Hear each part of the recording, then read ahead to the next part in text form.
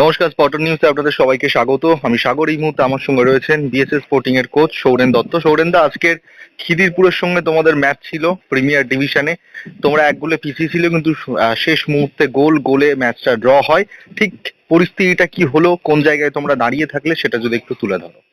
না, মেন কথা যে আজকে আমাদের প্রথম 15 মিনিট খিদিরপুর খুব ভালো খেলেছে। তারপরে 30 মিনিট আর 45 মিনিট 75 মিনিট আমরা আউটস্ট্যান্ডিং ফুটবল খেলেছি। যখন তখন গোল শোধ হতে পারতো সেখানে। হ্যাঁ, প্রথম 15 মিনিট খিদিরপুর আবার 2 গোলেও জিততে পারতো।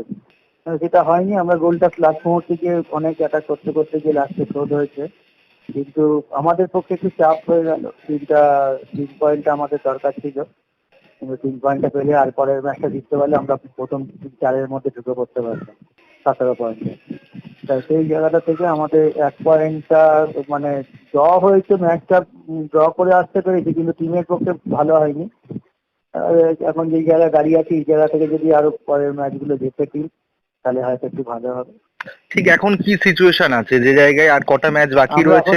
এখন আমাদের 3টে ম্যাচ বাকি আছে, আমরা 12 পয়েন্টে আছি। 12 পয়েন্টে 3টে ম্যাচ, সুপার সিক্সে যাওয়ার লড়াই। এখনো পর্যন্ত তোমাদের কি পরিস্থিতি আছে সেটা যদি একটু বলো। এখন সুপার সিক্সে যাওয়ার লড়াই যেটা ব্যাপার, 3টে ম্যাচই আমাদের জিততে হবে। আর যারা ওপর দিকে আছে তারা যদি ড্র বা হারে, তাহলে আমাদের পক্ষে লাভ হবে। মানে একটু অন্যের দিকে একটুখানি তোমাদের ভরসা করে থাকতে হচ্ছে, যেহেতু আজকের 1 পয়েন্ট নিয়ে 3 পয়েন্ট হলে খুব ভালো হতো সেই জায়গায়। একদম। তো পরিস্থিতি মানে আজকের নিঃসন্দেহে 1 পয়েন্ট তোমরা পেলে, কিন্তু পরবর্তী ম্যাচগুলো বললে 3টে ম্যাচই তোমাদের জিততে হবে। সেক্ষেত্রে পরিকল্পনা কি রয়েছে সৌরেন দা? আপাতত চোট সমস্যা দলের? না, চোট সমস্যা নেই, কিন্তু আমাদের এখন অল আউটই যেতে হবে 3টে ম্যাচ থেকে পয়েন্ট নেওয়ার জন্য। কিন্তু হলে তো হবে না। বলছে গেলাম আমরা প্রথম 15 মিনিট খুবই বাজে খেলছিলাম, সেখানে খিদিরপুরই ডমিনেট করছিল, কিন্তু পরের 75 মিনিট আমরাই ডমিনেট করেছি। যখন তখন গোল শোধ করতে পারা যায়। এই 3টে ম্যাচ কাদের কাদের সঙ্গে বাকি রয়েছে?